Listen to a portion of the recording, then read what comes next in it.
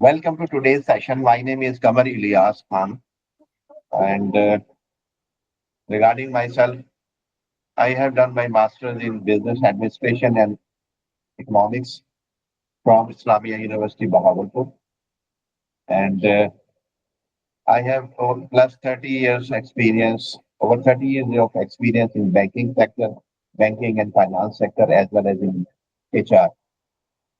And besides, I've been in visiting faculty of Open University for few years. So about today's session, today we will be learning data-driven transformation in microfinance banking. We will be sharing our ideas. It will not be a one-way communication. I would like you uh, to share your experience and your knowledge with me as well. And during this session, there will be a little knowledge check as well. So be prepared and be attentive what we discuss today. So about today's session, we will be discussing data-driven transformation in microfinance, and then we will discuss the current state of microfinance and the challenges in data transformation, and we will discuss why the data matters for microfinance industry. After that, we will discuss. I think I'm loud and clear. Okay. Yes.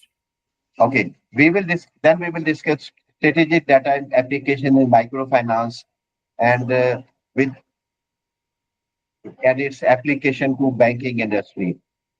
And then we will be discussing a few examples from real world of microfinance banking and essential insights for transformation as well. So to start with,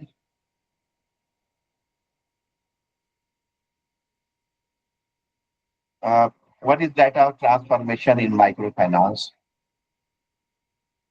Basically, it's an strategic asset. Data is a strategic asset, and there is a very powerful saying that the data is new trust currency.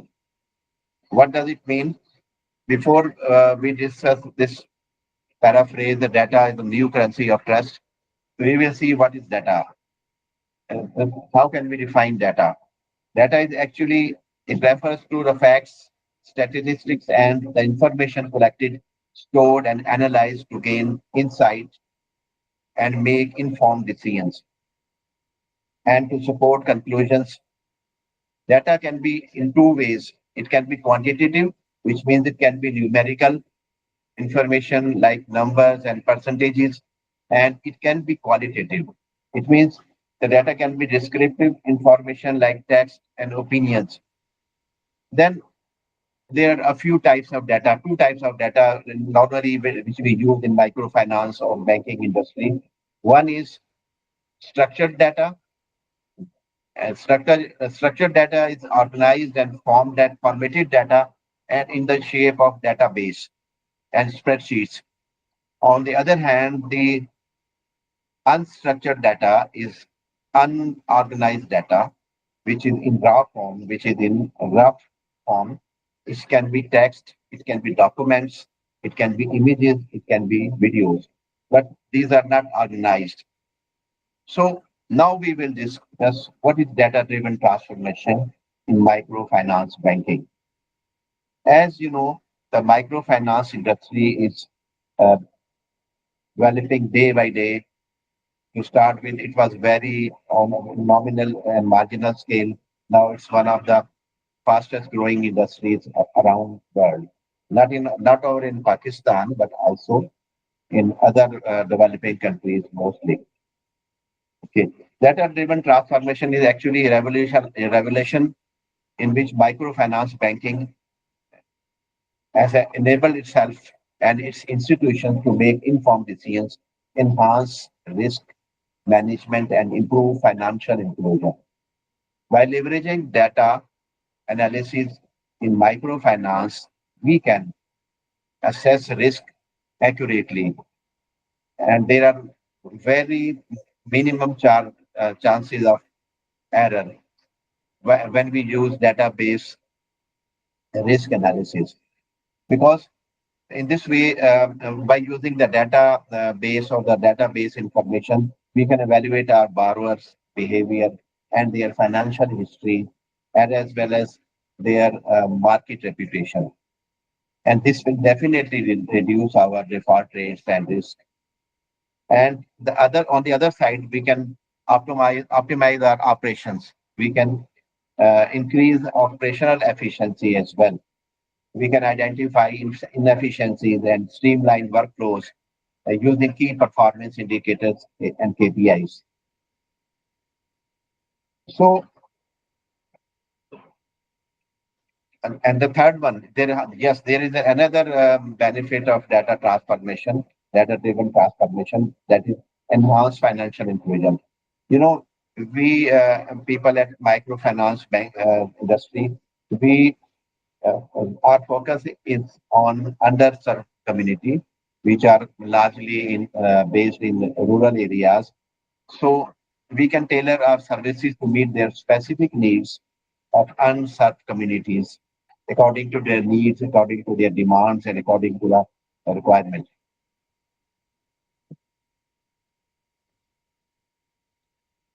Now we will discuss the current state of microfinance challenges.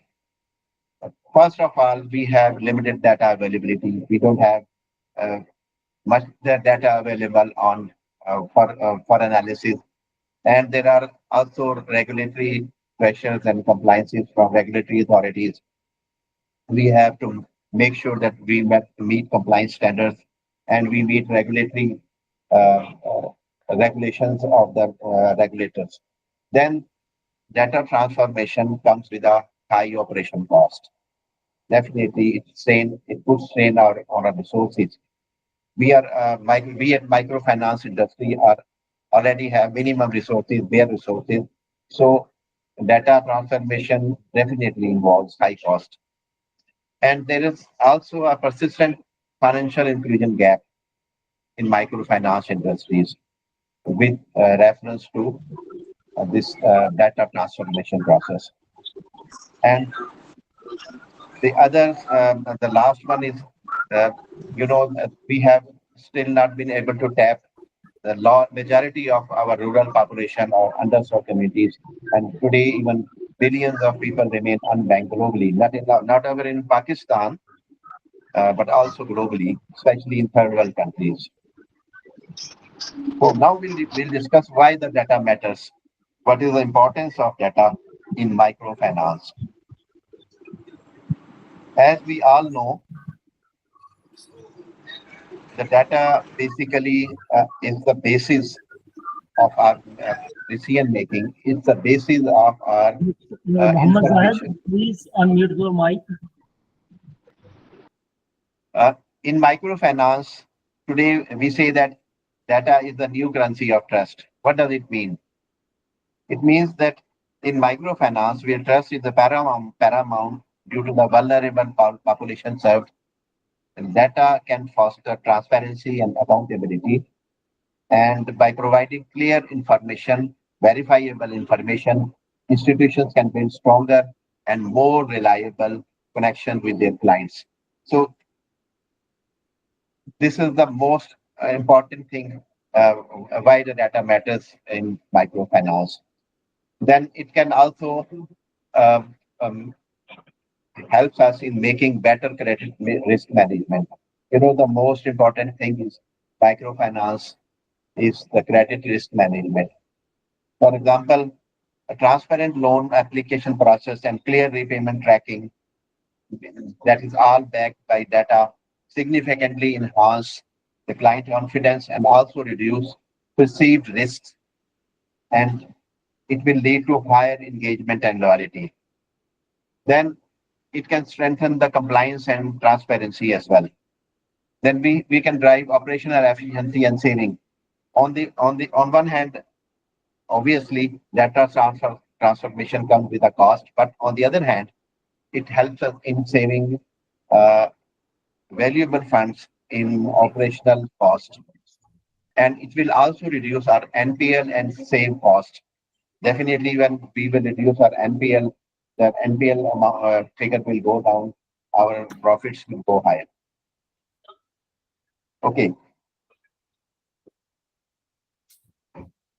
now we will discuss the current state of microfinance challenges. Microfinance institutions around the world and especially in Pakistan face multiple challenges today, which not only hinder their growth but also impact their transformation process. And these hindrances and these challenges include limited data availability, which make it difficult to assess client needs and risk accurately. Now moving on to strategic data application to microfinance. Microfinance industry actually needs data transformation very much and than any other sector in banking or in financial sector, because it not only enhance risk management with analysis, it also improve financial planning and forecasting. The basis of financial planning and forecasting is the database which we have at our on our hand. If we don't have correct data, if we don't have reliable data, we will not be able to make financial planning and forecasting. It's very simple. There is no other option without having a good, reliable data. And another important application in microfinance of data, strategic data, is that we can achieve operational excellence and efficiency. And there is no doubt about that. That database, a good database, and computerized or database can help us in achieving operational excellency and efficiency as well. And it can expand, and by the help of this data, we can also expand financial inclusion for underserved. Like I can give you an example from real world that you don't have the data, you don't have the knowledge about your target customer market, which you are going to serve or which you are going to offer financial products and services. How can you serve them? How can you make informed decision? How can you uh, make a tailor-made products for them? You don't have their repayment histories. You don't have um, their financial problems. You don't have the knowledge about their um financial resources. You will not be able to expand financial inclusion. Okay. Now we will discuss the lessons from banking leadership. In microfinance industry, with the viewpoint of microfinance industry, data transformation is very much important for leadership as well, top leadership. Why? Because it gives us a stronger leadership and governance with the help of database. The top leadership definitely can make strategies to implement down the line, and in absence of a good database, which they will not be able to do. The second thing is they can establish data governance frameworks with the help of database. And number they can foster a data culture which encourages staff to use data for decision making and enhancing overall institutional effectiveness. Leadership should promote data literacy and data driven mindsets down the line in their organizations. The third one is the aligning analytics with business growth strategies. The leadership of microfinance industry, microfinance banks must focus on this. They must make sure that data analysis initiatives aligned with the business objectives and growth strategies are applicable or available in their strategy. This alignment drives meaningful outcomes and maximizes impact. And the fourth one is recognize data innovation efforts.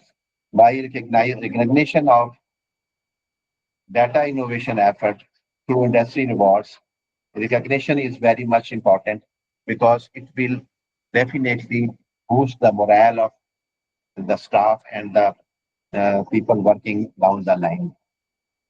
So Now we will discuss what are the benefits of data-driven transformation in microfinance industry. Uh, Most important thing is by embracing data-driven transformation with these lessons, which I have discussed you earlier in mind, microfinance institutions can enhance decision-making, data-driven insight, and which can lead to more informed decisions. They can improve their risk management process and they can drive business growth with the help of data transformation.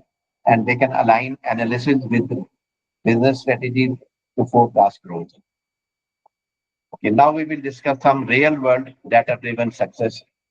Most important is, or far, which comes in my mind is mobile data for loan decisions. If you see, there are so many companies which are offering mobile bank and mobile loans, small amount of loans through banking application online. And another thing is creative alternate credit scores. And we can also expand outreach and reduce risk. We can also lower our default rates and increase sustainability. So, what is the roadmap for data-driven microfinance? First of all, we'll have to make a database start gathering information with the help of small pilot projects in one area. Then, on the basis of the success of that pilot project, we can further enhance that project, further increase the area of that project to other areas or the whole domain. And the second one is we can build data literacy across teams. We will have to educate our teams. We will have to educate our staff, especially those working in the field.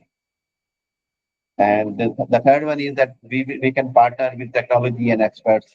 Like there are many companies in industry which are offering um, data transformation softwares and data collection softwares, and which definitely it will such technology and such uh, I mean to say such software will help us.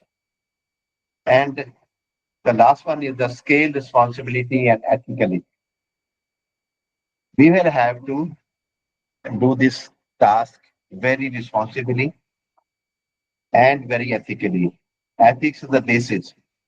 We don't we can go we cannot do unethical things in this process. We will have to be sincere. We will have to be sincere. We will have to be honest with ourselves while working on this project. So once again we will um, shortly discuss what are the essential insights for the transformation of data in microfinance industry. Number one, data is the strategic asset. We discussed it earlier because there's a very powerful paraphrase that data is the new currency of trust. We have already discussed it.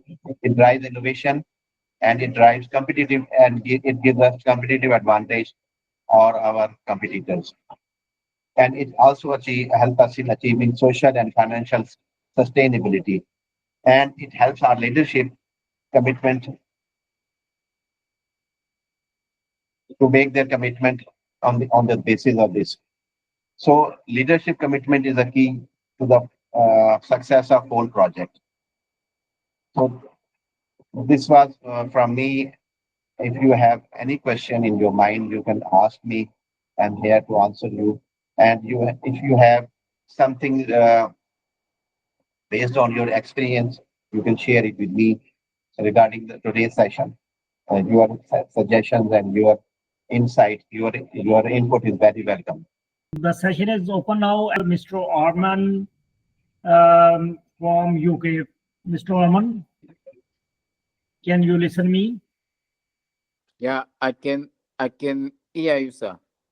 What is the question? Give us your short intro, a very brief intro.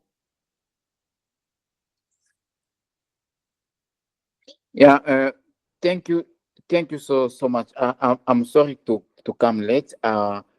was trying to change my network because the first one wasn't nice.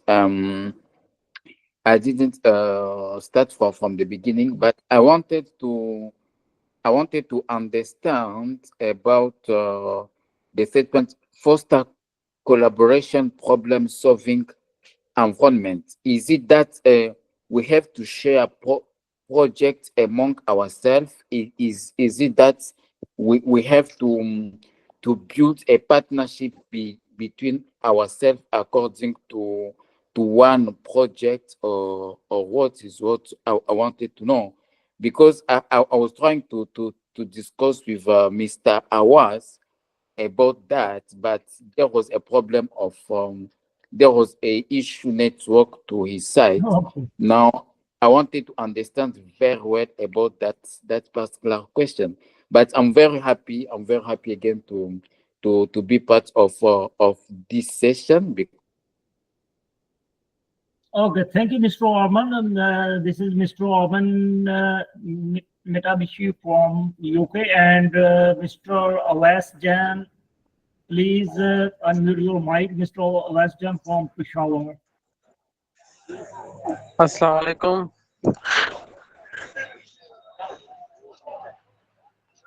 I am Awais Habib from Peshawar, and I am postgraduated from the University of Agriculture, Peshawar. Okay, Mr. Muhammad Zahid. Please unmute your mic. Maybe he has a network. Okay, Mr. Orman, do you want to say anything? No, later. I will have a question later. Do you have any questions regarding today's session, or you want to share your knowledge with me or your experience with me? Because you people are in field and you face problems and you obviously tackle them at your own. So, with keeping in your today's session, do you have any questions or do you have any uh, suggestions?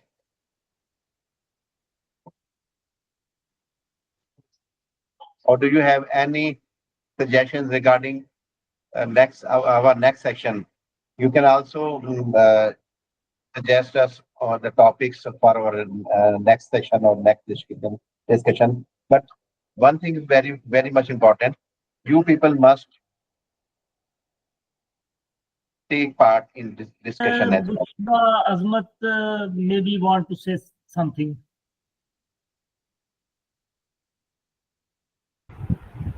Yes, I want to say that please arrange a session on financial inclusion of women, because nowadays it is very much under discussion topic internationally, and how we can include women entrepreneurs in financial setup, and especially the remote areas and rural areas, how we Yes, can do this. yes, it's a very much important topic because more than 50% of our population is female, and their financial inclusion is very much for economic and as well as social development.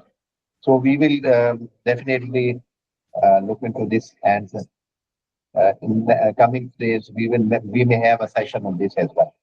Financial inclusion of female population, Thank you. and especially in underserved communities, rural areas. You know, the majority of the problem is in rural areas.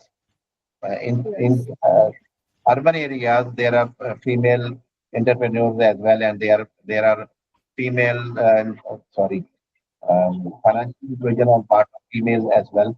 But in rural areas, there's very limited scope and there's very limited work done till today. So maybe in next session, uh, we design a session for you on this. Okay, thank you.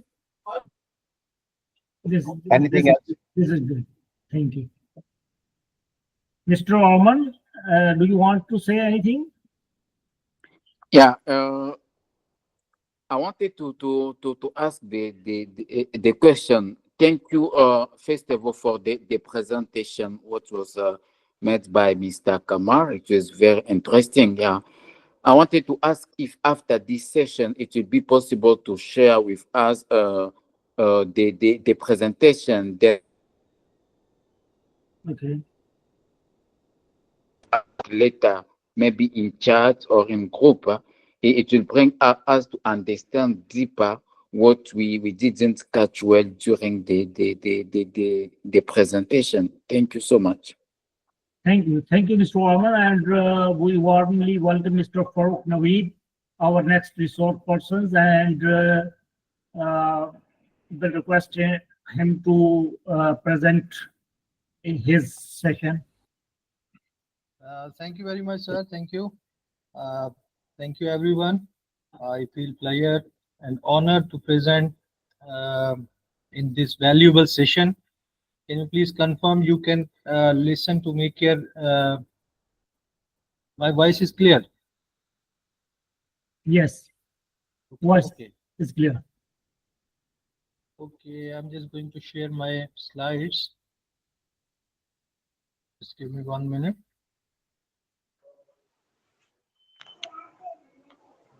Swami, can you please confirm my slides are visible? Yeah, All of you? your Yes. screen is visible. Okay, okay. The topic is not new, as you people know that data is the new gold, and for this reason, multiple disciplines have been established, which which can unleash the potential of other discipline. Either it is a microfinance, pure finance, corporate finance, managerial finance, or even in other domain, from medical to engineering and so on. So today I will try to share my ideas and knowledge pertaining to the efficacy and the effectiveness of data science, particularly in the context of microfinance. So I assume that many of you are from the background of microfinance. I must mention my expertise and discipline. So basically, I'm working as a assistant professor in Islami University Bahawalpur and PhD in finance and banking. So beside this, I am also working in the field of data science and try to understand the advantages which we can get by applying the concepts, techniques, and the applications and algorithm available concerning the data science to exploit the opportunities which are available in the market, to pinpoint the targeted um, marketing and so on. So today I will share my ideas.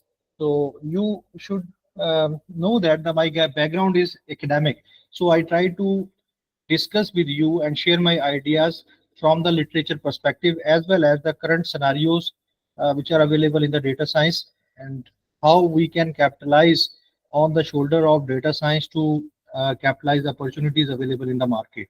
So let's dive into these slides. As you can see that the topic is harnessing data science tools for smarter microfinance. So we know that data is the new gold. So previously we have certain other precious metals. Now in this era, we know that the data is very, very important. So and do remember that the data science build on the data. Whenever we have data, we can apply certain techniques and get the advantage. So the basic basic thing that one should have is the availability of the data. So I don't know how many of you were available in the previous session. I had a discussion with Mr. Amar and other participants. The first step in this data science industry is to collect the data. So unfortunately, in our country, Pakistan, we are deprived of non-availability of data. We don't have adequate data. That's why we are not able to understand the patterns and the trends and the hidden potential which is available in the data. But for better understanding and to start from where we should start collecting data, we have other data set available on different repositories concerning data science. So I must share with you those repositories, how we can use those repositories, what sort of data we should need in order to make very much informed decisions. So harnessing data science tools for smarter microfinance. So let's dive into it. This is a structure. So data science in microfinance, as you understand that MFIs, the main purpose of microfinance institutions to serve the population, those who are in need of funds for particular motives, for cottage industries, for small businesses, for agriculture. The main objective of MFI is to serve underserved population, those who are in need of those funds. So this is the basically background that I'm going to establish to better explain the need of data science and how we can get better uh, uh, uh, outcomes on the basis of data science technologies and data science algorithms which are available. And other countries are also using those techniques and algorithm to uh, capitalizing the opportunities. So data science boost MFI impact. This is important because I told you earlier that data science is nothing but comprised of certain techniques. So those techniques comprise of computer science, statistics, and mathematics, and certain graphical presentations which help to understand the patterns and trends in the data. So in every business, when you understand your target market, the better you understand your target market, the better you serve, the the better you make profit, the better you serve the community. So data science um, boost the impact. The purpose of existence of MFIs is to serve the underserved populations, those communities who are in need of funds. So we must know that which population is more in need of funds, and from where we can better achieve the objective of MFIs. Besides, we can also target or find out the saturated areas, the saturated segments of the markets, those segments which are already satisfied and no more efforts or targeted marketing is not needed. So how do we come to know about these facts? Based on the data. And after having the data, we apply certain techniques, certain tools which are related to the computer science and the statistics and the mechanical powers and computational power which are available. So based on these three things, we can better understand the data and we can talk with the data. So we can identify the hidden patterns, hidden trends, and underserved areas and overserved areas, the cash cows of the business, as well as we can understand that which segments are not profitable but necessary. So all these things are possible when we have the data and we apply certain techniques. So the most important thing is the prediction. You may be familiar with the algorithm like machine learning and artificial intelligence that is most common. So the main objective of artificial intelligence and machine learning is to predict. So the prediction is um, valuable not only in the stock markets, in the banking sector, in the business, and in the microfinance industries as well. So prediction. So there are certain statistical techniques which were not possible in the past due to the non-availability of computational power. But nowadays we have huge computational capacity available in terms of we have certain supercomputers, we have some cloud computing platforms available which help us to deploy the data and get the outcomes. So the prediction of risk and the segment markets, as well as the fraud detection in the context of uh, the banking sector or in and business from the audit perspective. So previously, the auditor need to go through all the all the documents and vouchers and so and so and so. But nowadays we have certain data science techniques available. We have certain models which help us to identify the strength of internal control. And before moving forward, with the help of data science tools, we can identify how much risk is there. Is this business is confronting any fraud or any sort of misappropriation? So all these things are possible with the help of data science. I'm just telling you the domain and the limits of the data science. So data science we can apply everywhere. I just give you very simple example.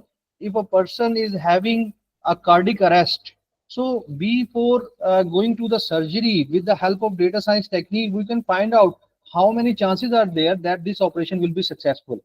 And moreover, a healthy person who is not having a cardiac arrest or any sort of disease, but by applying certain parameter like age, like gender, and marital status, number of children, type of job, we can give the model such type of input, and the model can compute the chances of cardiac arrest to that person. So this is basically the prediction. This is the beauty of the data science, that by applying certain inputs, we can find out the potential output, we can predict, and we can also we before we aware about the accuracy of the model, how much our model is accurate, 90%, 95%, 80%, 70%, so on. And this is basically the continuous process, because I'm talking about the machine learning and deep learning.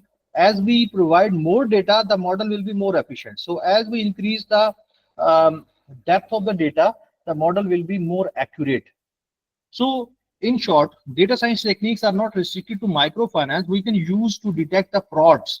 We can predict the stock market. We can predict the trends. We can predict the economy. We can predict everything, everything for which we have the data. Even you can, when you visit a store, the store has deployed machine learning models. And when you land on the electronic store, the store owner knows what is the probability that you will shop there. So this is the beauty of data science. Now move forward. This is the ML for machine learning for credit risk and repayment. This is the, I think, the backbone of any banking and non-banking financial institutions, either it is a pure commercial bank or non-banking financial institution or microfinance institution. So credit department generate value for the shareholders, for the bank, for the microfinance institutions. If you give good credit and there is a minimum chance of delinquency and non-performing loans, the bank or the MFI will be profitable. So this, thanks to the data science, because that data science enable us to understand or predict before sanctioning a loan, what is the probability of the default, what is the probability of non-performing loan, whether we will be able to get back our money or not. So there are certain models of data science. Hopefully this session is small time, we don't have the ample time. I'm just using the terminologies which are commonly in practice. So machine learning models, very common models. When you log on to the YouTube, so machine learning model suggests you or recommend something. So have you ever think about that? How do YouTube knows about your preferences because of the data? And another thing is the machine learning and deep learning models. So those models are used to understand the preferences and behavior and potential outcome of any individual. So the same is true for banking or non-banking or microfinance institution. When we sanction a loan, before sanctioning a loan, we just give certain input to the models, machine learning models, and that model uh, generate the potential for default. How many chances are there that this customer will not pay back or service the debt? So similarly, these models can also be used for repayment. and the interest income or certain type of income for which the MFIs are striving. So machine learning models are very helpful. And as we are living in the era of uh, large language model, or you can say the chat GPT or DeepSeek, these are the basically deep learning models. That is the extension or the advanced form of machine learning model. So in this era, you can find machine learning everywhere. But in this session, we are talking about in the context of microfinance institution. So microfinance institution functions involve um, uh, credit department that sanctions loan and recoveries. So for this purpose, we can take advantage of machine learning model. So there are certain model. I do not want to take you to the depth of these statistical terms, as there are certain types of prediction. Sometimes we have uh, certain quantitative prediction, like how much amount will be in default. This is quantitative prediction. Okay, so I'm just explaining the types of models. Some models are for quantitative prediction, like how what is the what percent of loan will be in default. So this is quantitative prediction. Another type of prediction, that whether this person will pay or not, will not pay. This is yes or no answer. So for this purpose, we have certain another model. So these are the types. I do not want to take you to in the depth of these models. So some models are for prediction of any amount, any quantity, and some models are for yes or no, whether a person will have a cardiac arrest or not, whether a person will have a malaria or not. So this type of model are prediction used for prediction binary numbers, yes or no, 0 or 1. And sometimes we have another models which are used for quantitative. So in the context of microfinance, how we can use the machine learning model? Simply speaking, if we are interested in predicting the portfolio at risk, we use the regression model. Regression model will be used, and other cases. These are basically the backend algorithm. And you need not to be uh, very much capable of explaining these model. Simply, I'm just explaining the limitations, the boundaries of data science. Data science help microfinance institution to determine the portfolio at risk, to determine whether a person will pay back your fund or not, whether a customer will buy your product or not. Such type of things are possible. Okay, so next, again, there are certain technical terms which programming language is necessary for data science. Hopefully this is the domain of computer science professionals who develop apps and websites. So broadly speaking, we have certain programming language. The latest one is the Python library and Python language, and along with certain libraries which include the scikit-learn, pandas, numpy, plotly, matplotlib, and so on. There are numerous libraries. We are not interested in this. Basically these are some mechanical terms, so you need not to be very much familiar about these terms.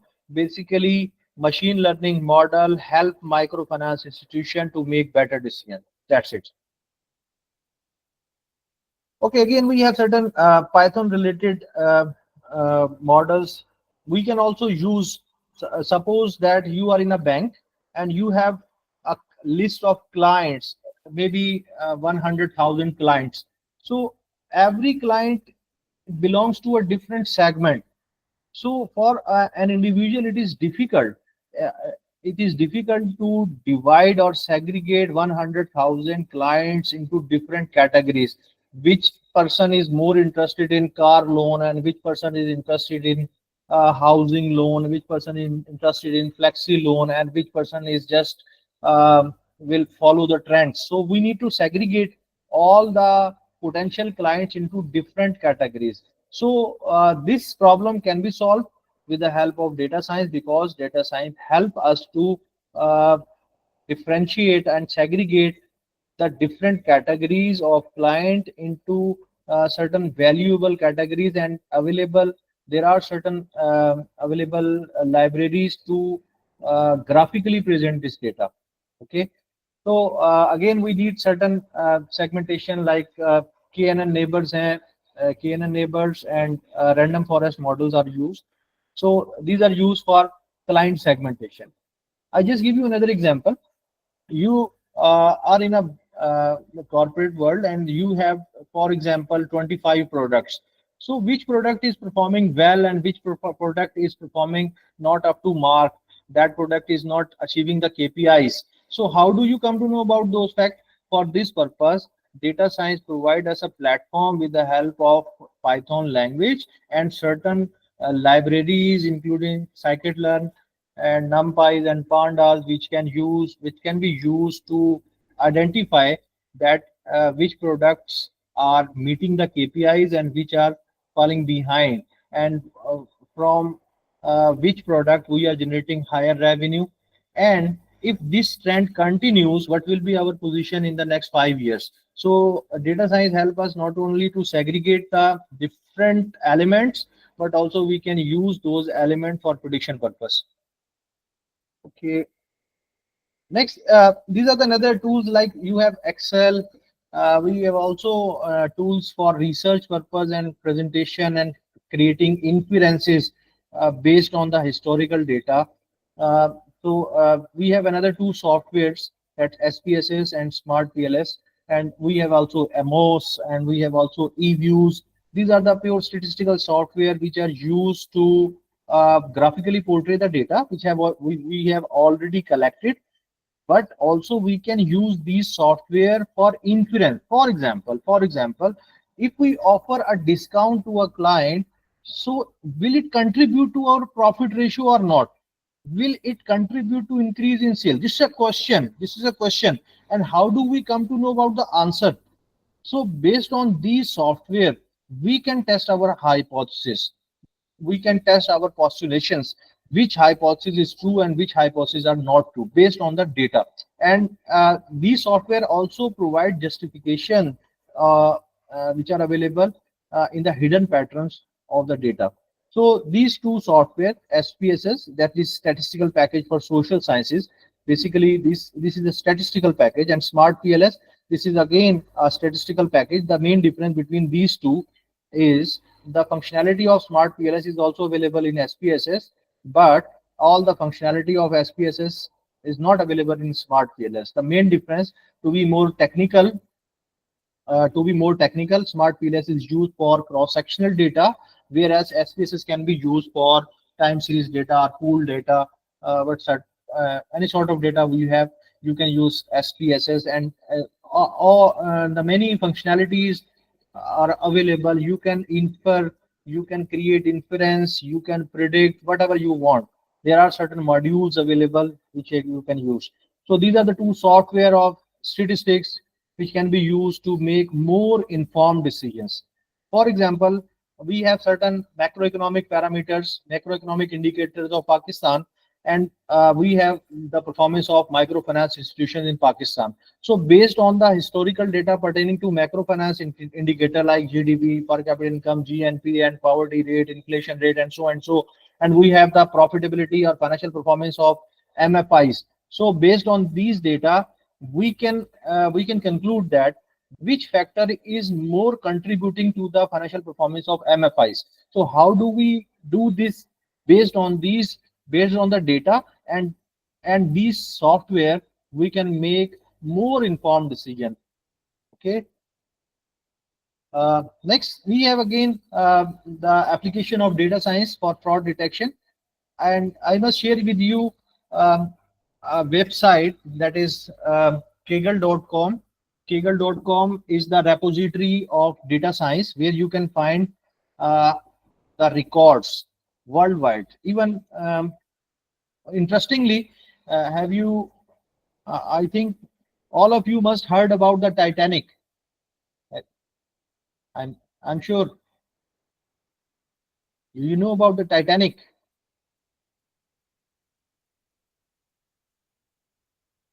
Okay. Anyone can ask tell the answer? Titanic. Mr. Titanic. Orman, Mr. Orman, Mr. Orman. Mr. Orman.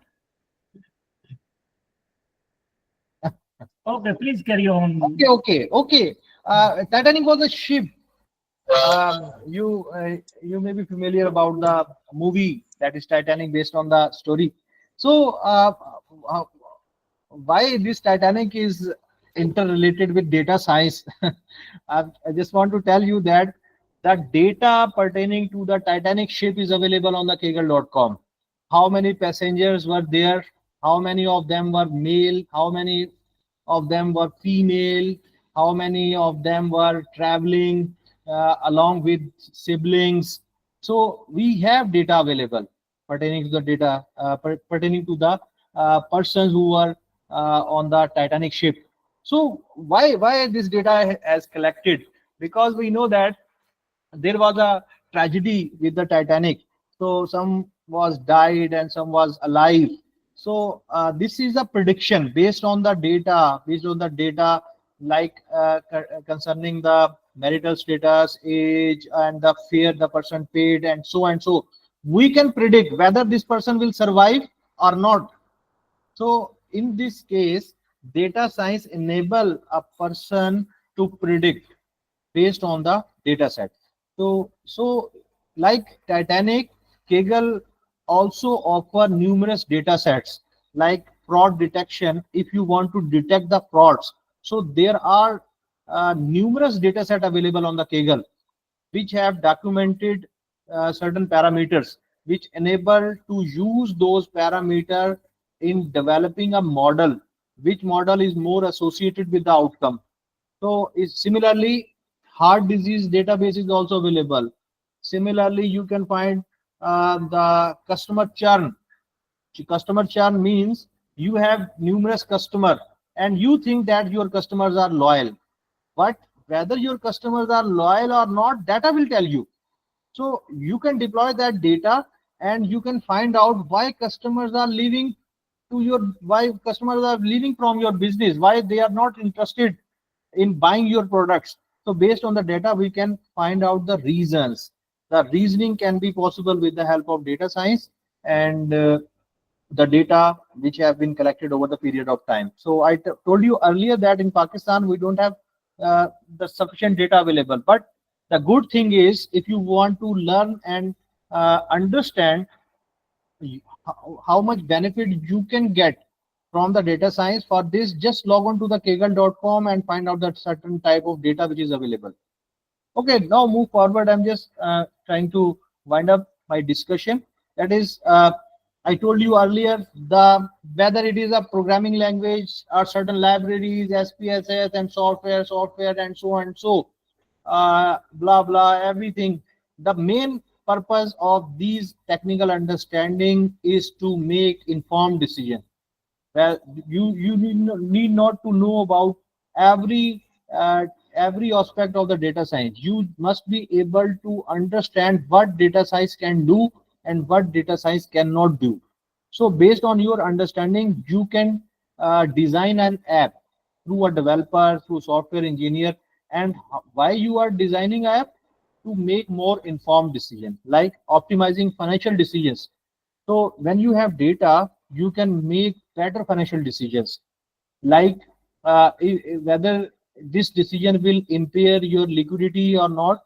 So based on these data science techniques, you can make good decisions, whether this decision will increase the shareholder wealth or not.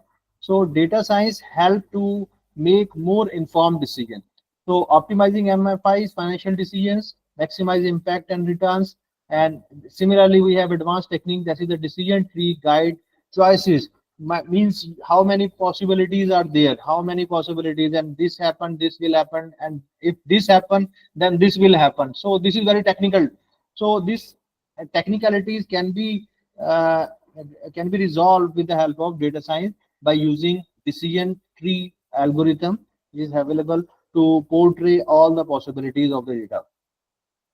So the next is the from research to practical microfinance solution. I told you earlier that uh, the data science or any other discipline is not is not helpful until it is addressing the real world problems.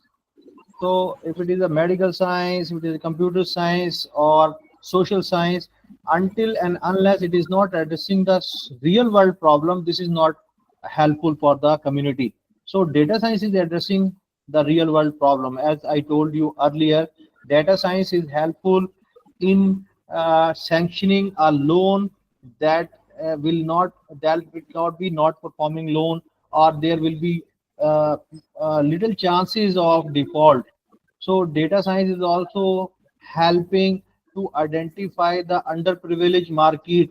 Data science is also helpful in detecting the frauds. Data science is also helping to generate the possibilities. So all these are the applications. So any discipline, until and unless it is addressing the real world problem, it is good. And if it is not addressing the real world problem, those techniques or those discipline will not exist anymore in the community. So this is basically the conclusion. I try to uh, keep my presentation simple, although there are certain technical terms, but those terms are very necessary. So we all are experiencing the data science in terms of ChatGPT, in terms of Copilot, in terms of DeepSeek, in terms of YouTube recommendation, in terms of store recommendation. If you are logging on to the Amazon or any other store, so we are experiencing the data science benefits. So if you have certain type of problem in your business that is not being addressed by humans, so you can take the advantage of data science and artificial intelligence. So this is all about from my presentation. If you have any question, you are more welcome to ask. Thank you, Dr. Naveed. Anyone have a question to ask Mr. Arman? You may raise the hand. You have to say anything, Mr. Arman? Yeah, thank you so much for the opportunity. I really appreciate the presentation for today. But I wanted to ask one question. Currently, we have a online crime which is increasing every day. What is the policy today to stop crime security online in microfinance, especially? Mr. Arman, are you asking about the crimes? I'm not. I think online crimes. Mr. Arman. Yes. Mr. Arman, are you asking for online crimes? Yes, of course. That is my question. Okay. How these crimes are affecting the microfinance performance? Yeah. Okay. Very good question. Basically, data science also enable us to design certain mechanism. Like you have inbox of your email, like you have certain inbox, outbox, sent mail, and you also find a spam folder. You never classified an email as a spam. Have you ever think about why those emails are moving towards a spam folder? Because of the availability of data science. Data science algorithm classify that this email is suspicious and can be harmful for the user. That is why it has been classified as a spam. Similarly, if we are having any sort of problem concerning online crimes, we can design a software, we design an app which can differentiate a phishing attack or such type of activity which is not normal. So those algorithm enable our app to classify or protect our database from phishing attack or online crimes. Hope to answer your question. Thank you. Anyone else? Anyone?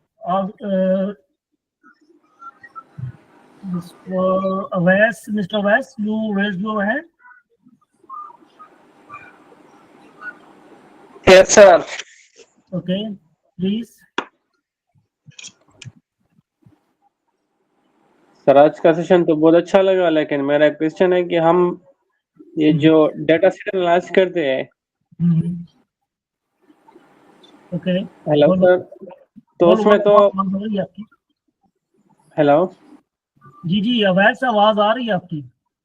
Sir, जब हम ये big data set analyse करते हैं ना, तो इसमें तो कुछ प्रॉब्लम्स भी आती है ना, जैसे ट्रेंड्स आती है, पैटर्न्स आती है, या कुछ और।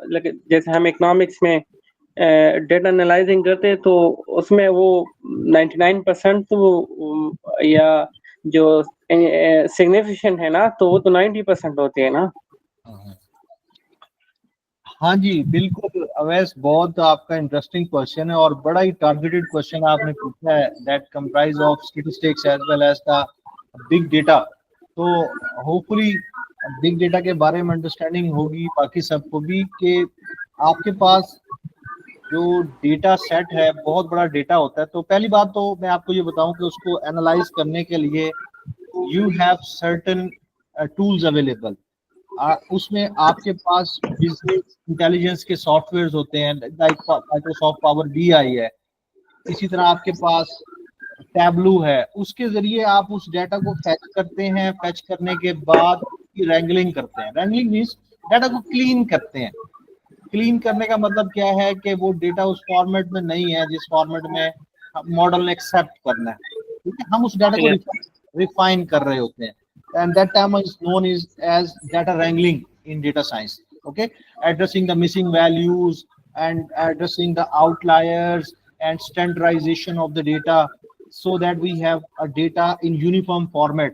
यानी आप अगर देखेंगे कि ग्रोथ रेट तो वो परसेंटेज में होगा ना, 5-10%, और अगर आप सैलरीज देखेंगे तो वो लाखों में होंगी। तो एक ही स्केल पे लाने के लिए हम उस डेटा को स्टैंडर्डाइज करते हैं। अच्छा, इसके लिए भी डेटा साइंस में हमारे पास स्केलिंग अवेलेबल होती है। स्केलिंग की लाइब्रेरीज हैं, फंक्शंस हैं, जिससे हम डेटा को स्केल कर लेते हैं, एक ही बैलेंस पे ले आते हैं। अच्छा, उसके बाद फिर हम उस डेटा को ट्रेन करते हैं, मॉडल को ट्रेन करते हैं उस डाटा की बेस पर। ट्रेन करने के बाद उसको देखते हैं कि हमारा मॉडल जो है ट्रेन हो गया, फिर उसको दूसरे डाटा पे टेस्ट करते हैं। इसे कहते हैं आउट ऑफ सैंपल डेटा। यानी जो डेटा हमने जिसपे उसको ट्रेन किया वो तो उसको पता है, वो डाटा जो उस मॉडल ने कभी देखा ही नहीं, वो डाटा हम उसको देते हैं और कहते हैं कि जी अब बताओ। तो फिर देखते हैं कि डाटा प्रिडिक्शन की एक्यूरेसी कितनी है।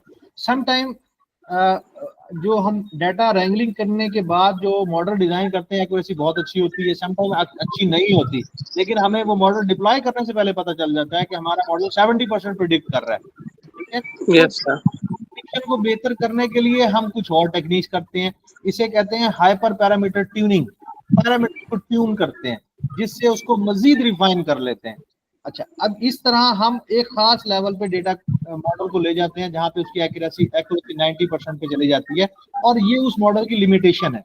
आपका जो दूसरा क्वेश्चन है वो है लेवल ऑफ सिग्निफिकेंस से रिलेटेड।